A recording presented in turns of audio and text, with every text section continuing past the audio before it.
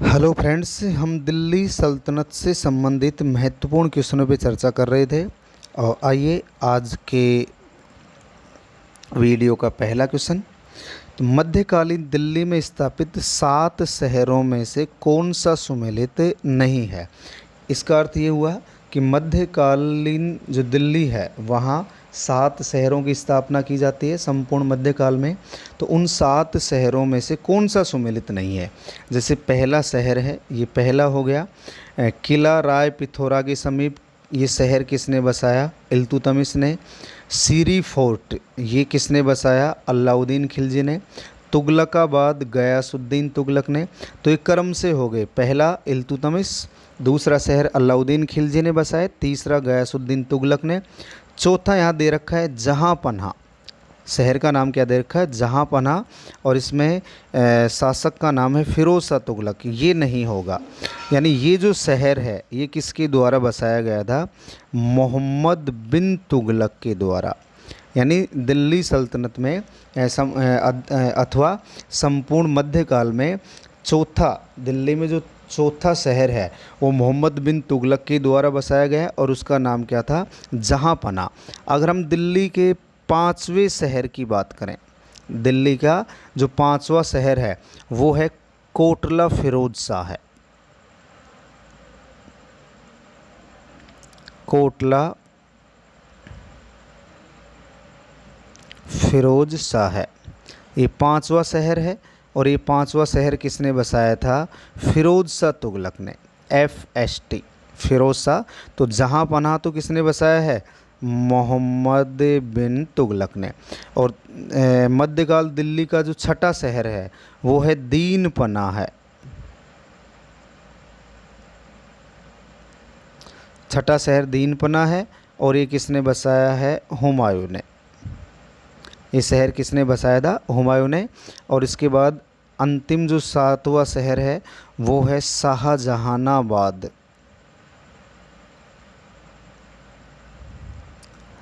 शाहजहानाबाद। और ये शहर किसने बसाया था? शाहजहाँ ने। ये शहर किसने बसाया है? शाहजहाँ ने।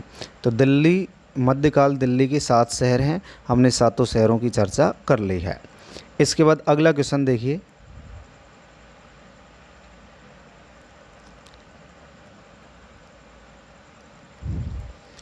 सल्तनत काल में, क्वेश्चन है सल्तनत काल में प्रांतीय प्रशासन से संबंधित कौन सा कथन सत्य नहीं है।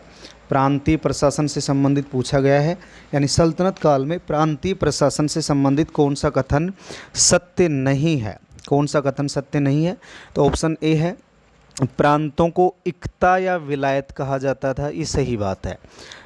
सल्तनत काल में प्रांतों को इक्ता अथवा विलायत कहा जाता था। इक्ता या अक्ता शब्द अरबी भाषा का शब्द है। इक्ता या जो अक्ता शब्द है वो कौन सी भाषा का शब्द है? अरबी भाषा का। ये बात भी सही है। इक्ता का प्रधान, इक्ता का जो प्रधान होता था उसे मुक्ति, वली, नाजिम, नायाब या इक्तादार कहा जाता था। इक्ता का जो प्रधान था उसे मुक्ति, वली, नाजिम, नायाब या इक्तादार कहा जाता था। ये बात भी सही है। भारत में इक्ता व्यवस्था की शुरुआत इल्तुतमिश के द्वारा की गई। तो भारत में इक्ता व्यवस्था की शुरुआत इल्तुतमिश के द्वारा नहीं की गई थी। भारत में इसकी जो शुरुआत है वो मोहम्मद गोरी के द्वारा की गई थी। भारत में इक्ता व्यवस्था की शुरुआत मोहम्मद गोरी के द्वारा की गई। इल्तुतमिश ने इसे संस्थागत रूप दिया था, यानी एक आधार प्रदान किया था। इल्तुतमिश ने इसे संस्था के रूप में स्थापित किया है। तो हमारा उत्तर हो जाएगा डी। तो भारत में इक्ता व्यवस्था की शुरुआत इल्तुतमिश के द्वारा नहीं, मोहम्मद गोरी के द्वारा। इल्तुतमिश के समय इसे संस्था का रूप दिया गया, यानी एक ठोस आधार प्रदान किया गया था।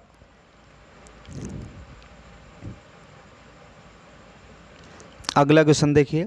सल्तनत काल में इक्तादारों से संबंधित कौन सा कथन सत्य नहीं है। सल्तनत काल में इक्तादारों से संबंधित कौन सा कथन सत्य नहीं है। वह कार्यपालिका, न्यायपालिका और सैन्य संगठन का प्रधान होता था। सही बात है। सल्तनत काल में जो इक्तादार होता था वह कार्यपालिका, न्यायपालिका और सैन्य संगठन का प्रधान होता था। वह भू राजस्व वसूली का कार्य भी देखता था। भू राजस्व वसूली का कार्य भी देखता था, ये बात भी सही है। और आवश्यकता पड़ने पर ये सुल्तान की सैनिक सहायता भी करते थे। आवश्यकता पड़ने पर ये सुल्तान की सैनिक सहायता करते थे। और चौथा ऑप्शन है, इनका एक स्थान से दूसरे स्थान पर स्थानांतरण नहीं होता था। ये गलत बात है।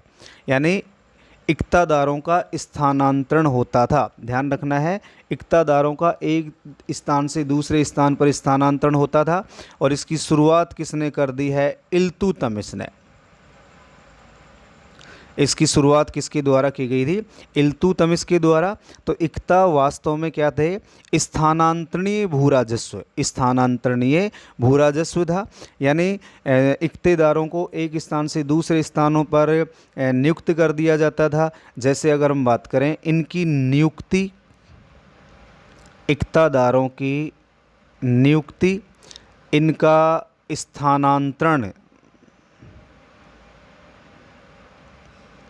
इनकी नियुक्ति, स्थानांतरण और इन्हें पद से हटाना, पद से हटाना, ये जो कार्य हैं ये किसके कार्य हुआ करते थे? सुल्तान के कार्य होते थे। यानी इक्तादारों की नियुक्ति करना, उनका स्थानांतरण करना और उन्हें पद से हटाने का कार्य किसके द्वारा किया जाता था? सुल्तान के द्वारा किया जाता था। अर्थात अपन कह सकते हैं इक्तादार अपने कार्यों के लिए सुल्तान के प्रति उत्तरदायी थे। ये इक्तादार अपने कार्यों के लिए किसके प्रति उत्तरदायी थे? सुल्तान के प्रति। तो इसमें सही ऑप्शन होगा डी। डी ऑप्शन दे रखा है कि इनका एक स्थान से दूसरे स्थान पर स्थानांतरण नहीं होता था, ये गलत बात है। इनका स्थानांतरण किया जाता था। अगला क्वेश्चन देखिए। अगला क्वेश्चन है, दिल्ली सल्तनत के किस शासक ने खालसा भूमि का विस्तार? दिल्ली सल्तनत के किस शासक ने खालसा भूमि के विस्तार के लिए वंशानुगत जागीरों और इक्ताओं का अधिग्रहण करके उन्हें खालसा भूमि में मिलाने का प्रयास किया? तो इसकी पहले भी चर्चा कर चुके हैं। ये कार्य करने वाला दिल्ली सल्तनत का शासक कौन था? अलाउद्दीन खिलजी। ये कार्य करने वाला दिल्ली सल्तनत का शासक कौन था? अलाउद्दीन खिलजी। यानी अलाउद्दीन खिलजी ने इक्ता के बदले नगद वेतन की शुरुआत कर दी। इक्ता के बदले अलाउद्दीन खिलजी के द्वारा नगद वेतन की शुरुआत की गई। नकद वेतन की शुरुआत किसके द्वारा की गई है? अलाउद्दीन खिलजी के द्वारा। तो इसमें सही जवाब होगा अलाउद्दीन खिलजी। अगला क्वेश्चन है, इक्ताओं की आय व्यय का सही हिसाब रखने और इक्ताओं के भ्रष्टाचार पर नियंत्रण स्थापित करने के लिए ख्वाजा नामक अधिकारी की नियुक्ति किस शासक के द्वारा की गई? यानी इक्ताओं की आय व्यय का हिसाब रखने के लिए और इक्तादारों के भ्रष्टाचार पर नियंत्रण स्थापित करने के लिए ख्वाजा नामक अधिकारी की नियुक्ति, इसकी नियुक्ति 1279 में, 1279 ईस्वी में।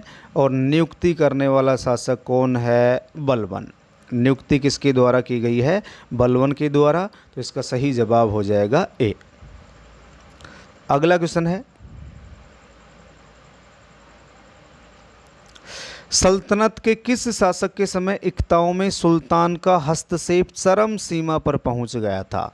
सल्तनत के किस शासक के समय इक्ताओं में सुल्तान का हस्तक्षेप, यानी इक्ताओं में सुल्तान का हस्तक्षेप किस शासक के समय चरम सीमा पर पहुंच गया था? मोहम्मद बिन तुगलक, इल्तुतमिश, गयासुद्दीन तुगलक, अलाउद्दीन खिलजी। तो इसका सही जवाब होगा मोहम्मद बिन तुगलक। तो मोहम्मद बिन तुगलक के समय इक्ताओं में सुल्तान का हस्तक्षेप चरम सीमा पर पहुंच गया था। अगला क्वेश्चन है, दिल्ली सल्तनत के किस शासक के समय सैनिकों को वेतन के बदले में भूमि अनुदान देने की प्रथा को पुनर्जीवित किया गया है? महत्वपूर्ण क्वेश्चन है। देखिए, इल्तुतमिश के समय इसको एक संस्थागत रूप प्रदान किया गया। उसके बाद अलाउद्दीन खिलजी ने नगद वेतन की परंपरा को शुरू कर दिया। और उसके बाद अगर मोहम्मद बिन तुगलक की बात करें, मोहम्मद बिन तुगलक के समय इक्ताओं में सुल्तान का हस्तक्षेप सर्वाधिक बढ़ गया और बलबन ने इन इक्ताओं पर नियंत्रण स्थापित करने के लिए लिए और इनकी आय व्यय का सही हिसाब किताब रखने के लिए, भ्रष्टाचार को रोकने के लिए ख्वाजा नामक अधिकारी की नियुक्ति कर दी। तो नया क्वेश्चन है ये कि दिल्ली सल्तनत के किस शासक के समय सैनिकों को वेतन के बदले में भूमि अनुदान देने की प्रथा को पुनर्जीवित कर दिया गया। ये कार्य कौन करेगा? फिरोज शाह तुगलक। ये कार्य किसने शुरू किया है? फिरोज शाह तुगलक। यानी सैनिकों को नगद वेतन के बदले इन्होंने भूमि अनुदान की प्रथा को पुनर्जीवित कर दिया। वापस भूमि अनुदान किसने शुरू कर दिया है? फिरोज शाह तुगलक ने। और ये जो भूमि अनुदान दिया जाता था फिरोज तुगलक के समय, उसे किस नाम से जाना जाता था? वजह नाम से जाना जाता था। किस नाम से जाना जाता था? वजह नाम से। और जो इक्तादार होते थे, इक्तादारों को वजहदार कहा जाता था। इक्तादार को तो वजहदार कहा जाने लगा और जो भूमि अनुदान में दी जाती थी उसे क्या कहा जाने लगा? वजह। तो ये पुनर्जीवित करने का कार्य किसने किया है? फिरोज शाह तुगलक ने। अगला क्वेश्चन है, प्रांतों में वित्तीय विभाग की देखरेख के लिए कौन सा अधिकारी होता था? हम प्रांतों की बात कर रहे हैं। प्रांतों में वित्तीय विभाग की देखरेख करने के लिए कौन सा अधिकारी होता था? तो इसका सही जवाब तो होगा साहिबे दीवान अथवा ख्वाजा। साहिबे दीवान अथवा ख्वाजा। इसके बाद कुछ अन्य अधिकारी हैं, ऑप्शन में देखिए। प्रांतीय आरिज। प्रांतीय आरिज, ये जो प्रांतीय आरिज है ये सैनिक मामलों से संबंधित था। प्रांतीय आरिज सैनिक मामलों से संबंधित था। एक है नाजिर और एक है वकूफ। नाजिर और वकूफ दोनों ही राजस्व वसूली का कार्य करते थे।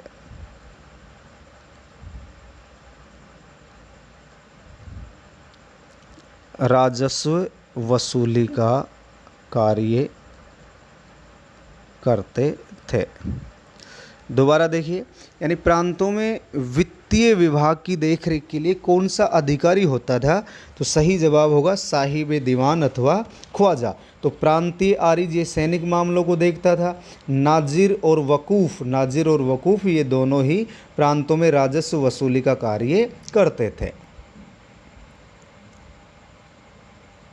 अगला क्वेश्चन है, निम्न में से कौन सा कथन सत्य नहीं है? कौन सा कथन सत्य नहीं है? लोधी काल अमीरों का स्वर्णकाल है। जो लोधी काल है ये अमीरों का स्वर्णकाल था। बलवन का काल अमीरों का निम्नतम काल है। ये सही बात है। लोधी काल को अमीरों का स्वर्णकाल कहा जाता है और बलवन का काल अमीरों का निम्न काल था। तुगलक काल विजारत का स्वर्णकाल था जबकि लोधी काल विजारत का निम्न काल था। ये बात भी सही है।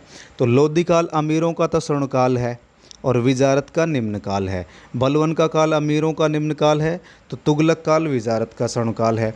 मोहम्मद बिन तुगलक का काल साहूकारों का स्वर्णकाल कहलाता है। तो तुगलक काल, संपूर्ण तुगलक काल तो विजारत का स्वर्णकाल है और मोहम्मद बिन तुगलक का काल साहूकारों का स्वर्णकाल है। ये बात भी सही है।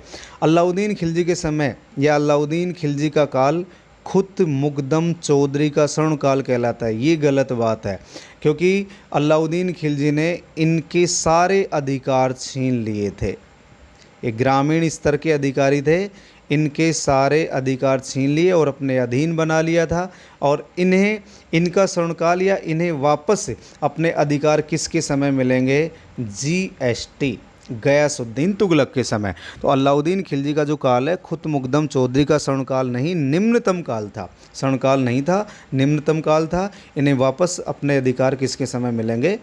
गयासुद्दीन तुगलक के समय।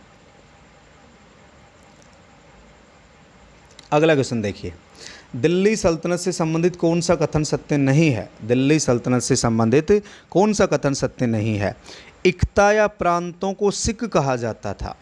इक्ता एक तो केंद्रीय प्रशासन हो गया, एक प्रांतीय प्रशासन, प्रांतों को इक्ता भी कहा जाता था, प्रांतों को वली भी कहा जाता था, प्रांतों को वली भी कहा जाता है, प्रांतों का जो मुखिया होता था उसे वली भी कहा जाता था, प्रांतों को इक्ता या विलायत कह दिया जाता था।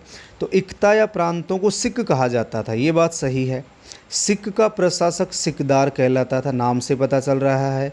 बलवन ने 1279 में सर्वप्रथम सिक की स्थापना की, ये महत्वपूर्ण क्वेश्चन है। बलवन के द्वारा सर्वप्रथम 1279 में सिक की स्थापना की गई। तुगलक काल में सिक के स्थान पर, जो सिक शब्द है इसके स्थान पर सरकार शब्द का प्रयोग देखने को मिलता है। एक तो ये ध्यान रखना है, सिक जो शब्द है, सिक जो शब्द है इसका शाब्दिक अर्थ होता है एक हिस्सा।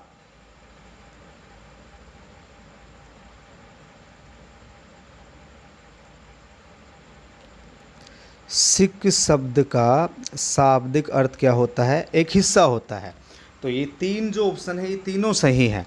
तुगलक काल में सिक के स्थान पर सरकार शब्द का प्रयोग किया गया है, ये गलत बात है, क्योंकि सरकार शब्द का प्रयोग तुगलक काल में नहीं लोदी काल में किया गया है। लोदी काल में सिक शब्द के स्थान पर कौन से शब्द का प्रयोग किया गया है? सरकार शब्द का प्रयोग किया गया है।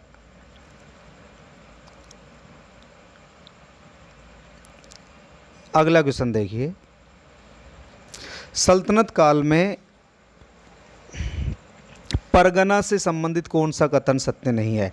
तो केंद्रीय प्रशासन, उसके बाद प्रांतों को इक्ता या विलायत कहा जाता था, उसके बाद अभी हमने बात की सिक, अभी बात की यानी जिलों को किस नाम से जाना जाता था? सिक के नाम से जाना जाता था। अब इसमें ऑप्शन देखिए आप, परगना सिक के नीचे प्रशासन की इकाई था जो कई गांवों का एक समूह था, सही बात है। यानी सिक के नीचे प्रशासन की एक इकाई है परगना, और ये परगना कई गांवों का एक समूह होकर के बनता था। प्रत्येक परगने में आमिल, मुशरिफ, सरहंग और गुमास्ता नामक अधिकारी होते थे, ये बात भी सही है, ये बात भी सही है। यानी प्रत्येक परगने में आमिल, मुशरिफ, सरहंग व गुमास्ता नामक अधिकारी होते थे। आमिल मुख्य प्रशासनिक अधिकारी होता था, ये बात भी सही है, और मुंसिफ राजस्व विभाग का प्रधान होता था। तो आमिल होता था ये तो परगना का मुख्य प्रशासन या प्रशासनिक अधिकारी होता था, तो मुंसिफ राजस्व विभाग का प्रधान होता था, ये बात भी, तो तीनों मत सही हैं, तो चौथा अपने आप ही गलत हो जाएगा। शम्स ए सिराज अफीफ ने सादी अर्थात 100 गांवों के समूह का प्रशासन की इकाई के रूप में उल्लेख किया है। तो ये जो उल्लेख है ये अफीफ के द्वारा नहीं, इब्न बतूता के द्वारा किया गया है। इब्न बतूता जो 1333 में मोहम्मद बिन तुगलक के समय भारत आता है। यानी शम्स सिराज अफीफ ने नहीं, अफीफ ने तो क्या बताया है, देखिए अफीफ ने क्या बताया है, अफीफ ने बताया कि फिरोज शाह तुगलक के समय, अफीफ ने बताया कि फिरोज शाह तुगलक के समय जो दोआब क्षेत्र था, फिरोज शाह तुगलक के समय जो दोआब क्षेत्र था उसमें कुल कितने परगने थे? 55 परगने थे। उसमें कुल कितने परगने थे? 55। तो ध्यान से समझना है इसे। यानी इब्न बतूता ने तो क्या बताया कि सादी अर्थात 100 गांवों के समूह का प्रशासन की इकाई में उल्लेख करता है। तो यहाँ ऑप्शन शम्स सिराज अफीफ दे रखा है, तो ये गलत है। इसके बाद हम बात करें, अफीफ ने तो क्या बताया कि फिरोज शाह तुगलक के समय दोआब में कितने परगने थे? 55।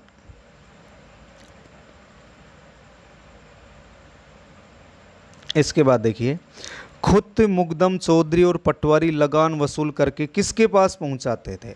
खुद मुकदम और चौधरी ये गांव के अधिकारी होते थे। एक तो ये ध्यान रखना है, ये गांव के सबसे बड़े अधिकारी होते थे और ये वंशानुगत होते थे,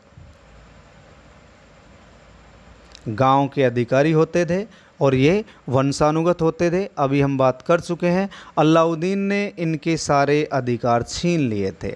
अलाउद्दीन खिलजी इनके अधिकार छीन लेता है। अब क्वेश्चन क्या पूछा गया है कि खुद मुकदम चौधरी और पटवारी लगान वसूल करके किसके पास पहुंचाते थे? किसके पास पहुंचाते थे? तो इसका सही जवाब होगा दीवान ए विजारत। दीवान ए विजारत। दीवान ए रसालत ये आपका विदेश विभाग था, धार्मिक विभाग भी हुआ करता था।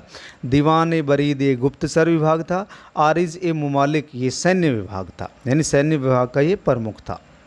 अगला क्वेश्चन देखिए,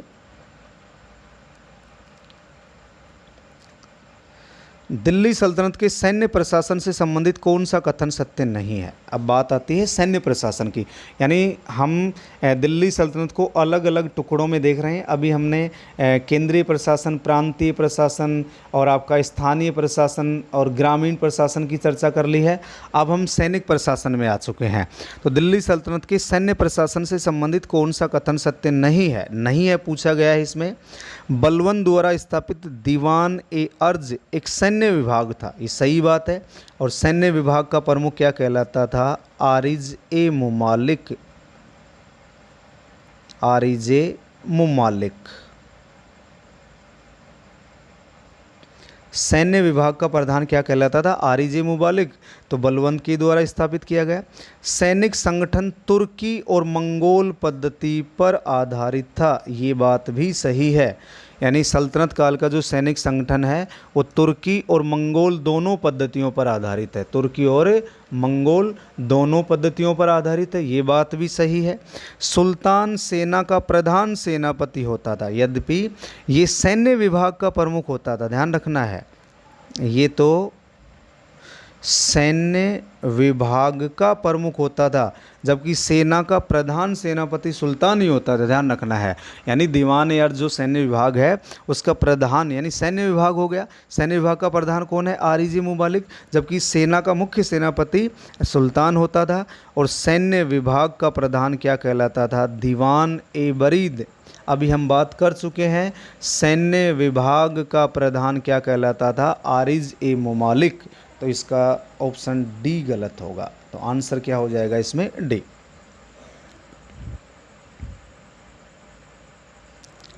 अगला क्वेश्चन देखिए, निम्न में से कौन सा कथन सत्य नहीं है। ये क्वेश्चन मैंने इसलिए बनाए हैं ताकि हम एक ही क्वेश्चन में 4 क्वेश्चन क्लियर कर सकें। ध्यान से समझिए, निम्न में से कौन सा कथन सत्य नहीं है, तो ऐसे जो क्वेश्चन है उनमें हम एक क्वेश्चन के साथ साथ 4 क्वेश्चन कवर कर रहे हैं।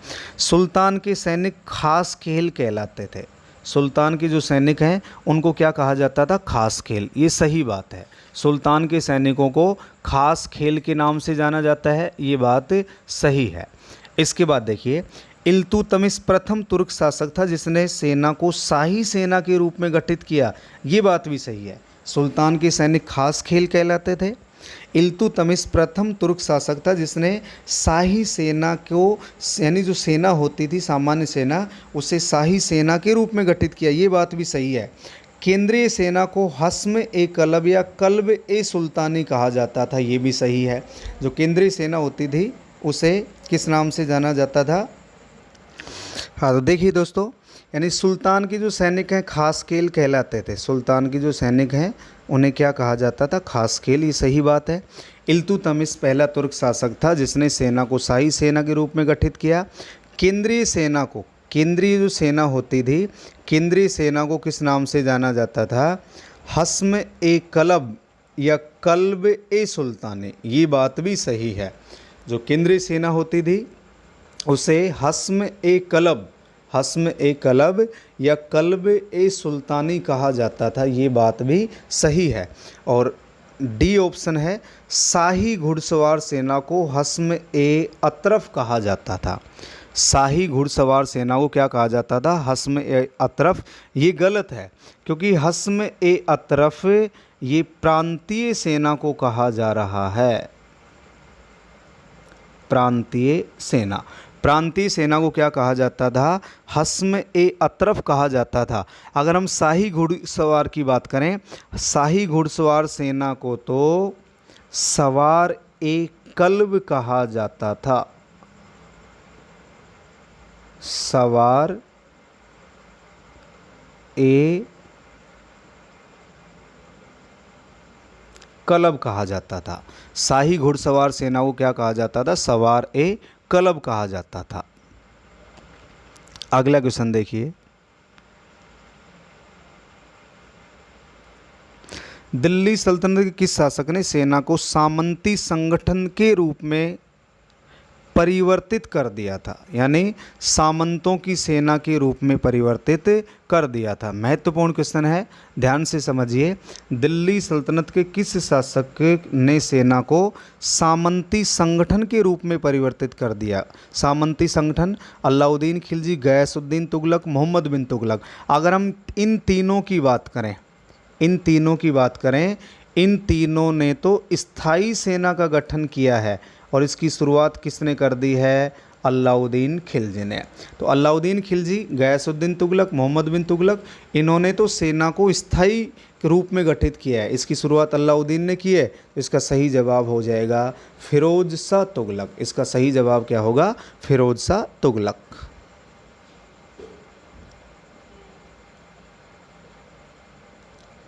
अगला क्वेश्चन है, सल्तनत काल में किस वंश के समय सेना कबीलों के आधार पर संगठित थी? सेना कबीलों के आधार पर संगठित थी। खिलजी वंश, तुगलक वंश, सैयद वंश और लोदी वंश। तो इसका सही जवाब होगा लोदी वंश। लोदी वंश के समय जो सेना थी वो किसके रूप में थी? कबीलों के रूप में संगठित थी।